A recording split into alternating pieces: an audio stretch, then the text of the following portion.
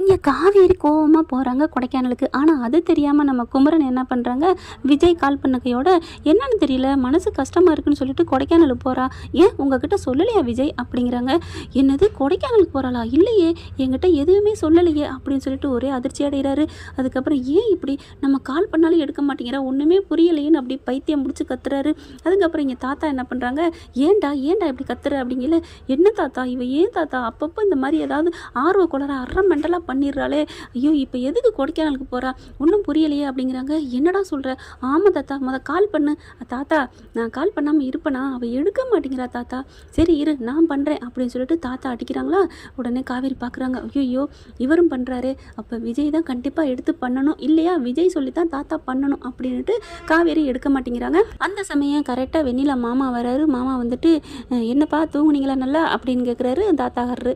உடனே நல்லா தூங்குனேன் அப்படிங்கிறாங்க. சரிம்மா வெண்ணிலா நம்ம ஊருக்கு போவோமா அப்படிங்கிறாங்க. வெண்ணிலாவுக்கு அப்படி தூக்கி வாரி போடுது. என்னது ஊருக்கா? எதுக்கு? எனக்கு உடம்புக்கு சரியில்லை, நான் நல்லா பார்க்கணும், அதெல்லாம் அங்கே ஊருக்கு வந்து என்னம்மா பண்ணுறது அப்படி இப்படிங்கிறாங்க. பார்க்குறாரு, என்னம்மா இனிமேல் இங்கேருந்து என்னம்மா பண்ண போகிறோம் அப்படிங்கிறாங்களா. என்னம்மாம்மா அதெல்லாம் எனக்கு முடியலைல்ல அப்படி இப்படிங்கிறாங்க.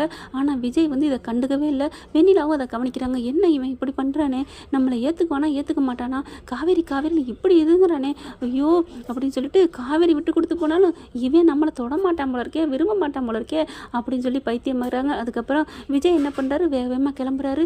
ஏன்னா கண்டிப்பாக கொடைக்கானலுக்கு போகிற பஸ்ஸுக்கு தான் போவா அப்படின்னு கிளம்பியில வெண்ணிலா என்ன பண்ணுது, நானும் வர்றேன் விஜய் அப்படிங்கல. நீ எதுக்கு அப்படிங்கிறாங்க. இல்லை நானும் வர்றேன், நீங்கள் காவேரி பார்க்கத்தானே போகிறீங்க, நானும் வந்து பார்க்குறேன் அப்படிங்கிறாங்க. ஏன்னா வெண்ணிலா பார்த்துட்டா காவேரி வந்து ஒன்றும் பண்ண முடியாதுல்ல, நம்ம போகாமல் இருந்தால் பின்னாடி ஒட்டிக்கிட்டு வந்துட்டா என்ன ஆகுறது அப்படின்னு நினச்சிட்டு வெண்ணிலாவும் கிளம்புறாங்க.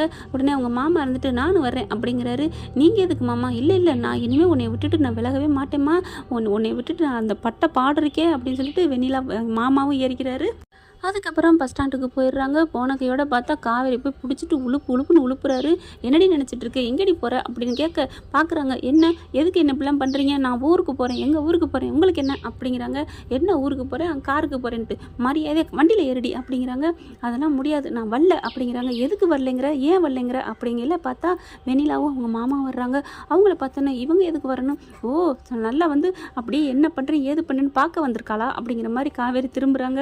இருந்தாலும் மனசுக்குள்ளே விஜய் மேலே ஏக்கம், ஒன்றும் பண்ண முடியல. வெண்ணிலா பக்கத்தில் வராங்க. வந்துட்டு என்ன காவேரி சீன் போடுறியா அப்படிங்கிறாங்க.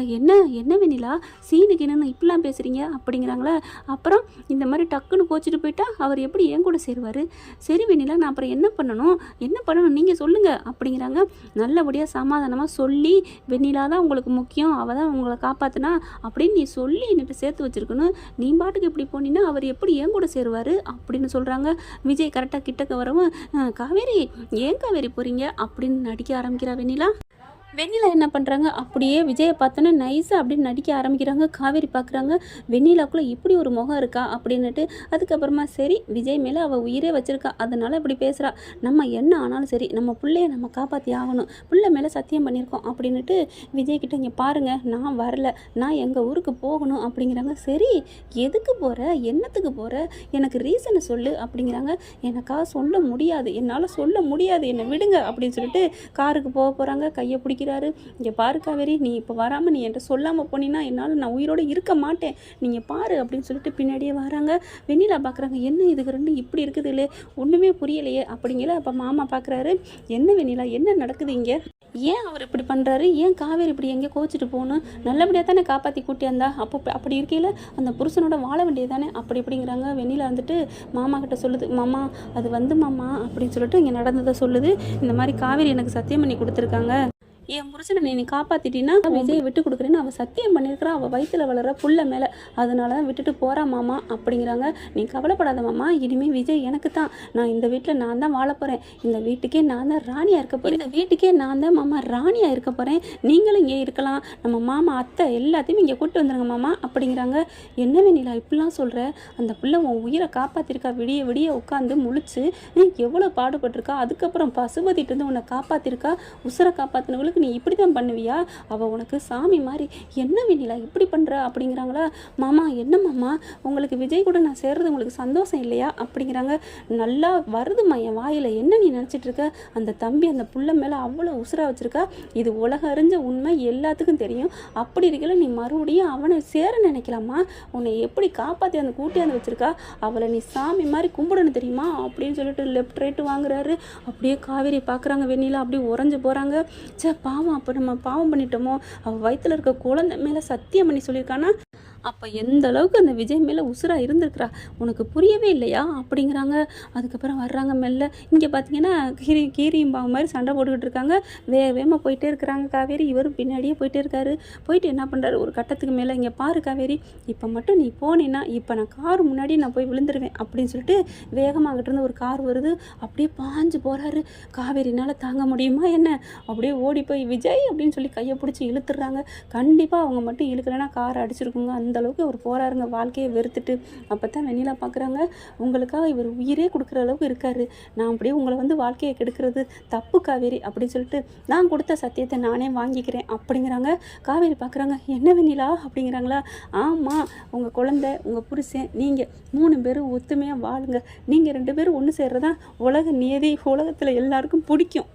நான் என் வழியை பார்த்துட்டு நான் பாதியில் வந்துட்டு பாதியிலே போகிற மாதிரி போயிடுறேன். ப்ளீஸ் நீங்கள் வந்து 2 பேரும் ஒன்று சேருங்க காவேரி. கண்டிப்பாக நீங்கள் வீட்டுக்கு வந்துடுங்க காவேரி. இங்கே பாருங்கள், உங்கள் விஜய் உயிரை விட அளவுக்கு போயிட்டாரு. எனக்கு பார்க்கவே கஷ்டமாக இருக்குது. அவர் நல்லா இருந்தால் எனக்கு போதும். நானும் அவரை விரும்பியிருக்கேன். உங்களை மாதிரி தான் அவர் நல்லா இருக்கணும் தானே ஆசைப்படுவேன். என்ன ஒன்று, அவர் கூட சேர்ந்து வாழணும்னு ஆசைப்பட்டேன். நம்ம நேசிக்கிற உயிர், நமக்கு பிடிச்சவங்க நல்லா இருக்கணும்னு நினைக்கணும். அதுதான் உண்மையான அன்புன்னு நீங்கள் சொல்லியிருக்கீங்க. அதே தான் இப்போ நானும் நினைக்கிறேன். உங்களோட இருந்தால் தான் அவர் நல்லா இருப்பார் காவேரி. வாங்க காவேரி அப்படின்னு வெண்ணிலா கூப்பிட்டோன்னு காவேரி அப்படியே ஓடி வந்து வெண்ணிலாவை கட்டி பிடிச்சிட்டு முத்தம் கொடுக்குறாங்க பாருங்க. அப்படியே தாங்க முடியல சந்தோஷம். அப்படியே பார்க்குறாங்க வெண்ணிலா, எனக்கு ரொம்ப சந்தோஷமாக இருக்குது அப்படின்னு சொல்லிட்டு கிளம்புறாங்களா. அப்படியே காரில் ஏறிடுறாங்க. காரில் ஏறும்போதே பார்க்குறாரு. அப்படியே முறைச்சி பார்க்குறாங்க காவேரியை. என்ன பாஸ், என்ன முறைக்கிறீங்க? அதுக்கு முன்னாடி அவ்வளோ அன்பாக பேசுனீங்க, இப்போ என்ன ஆச்சு அப்படிங்கிறாங்களா. இல்லை, இந்த மாதிரி வேகமாக புயல் மாதிரி பாஞ்சு வெண்ணிலாவுக்கு முத்தம் கொடுத்தீங்க, மாமாவுக்கு கூட அப்படி நீங்கள் கொடுத்ததில்ல தெரியுமா அப்படிங்கிறாங்க. சரி சரி விடுங்க, என் உயிரே எனக்கு திருப்பி கொடுத்துருக்கா, அதனால தான் நான் முத்தம் கொடுத்தேன். வாங்க வீட்டுக்கு வந்ததுக்கப்புறம் அதை விட 1000 மடங்கு கொடுக்குறேன், போதுமா அப்படிங்கிறாங்களா. ஐயோ நிஜமாவா? ஐயோ எனக்கு ரொம்ப சந்தோஷமாக இருக்குது அப்படின்னு சொல்லிட்டு ஹாப்பியாகிறார் விஜய். ஓகே ஃப்ரெண்ட், பார்க்கலாம், இப்படி தான் போகலாம். இந்த பதிவு உங்களுக்கு பிடிச்சிருந்துச்சுன்னா உங்கள் பொண்ணான கையால் ஒரு லைக்கை போட்டு சப்ஸ்கிரைப் பண்ணிடுங்க. Thank you friends.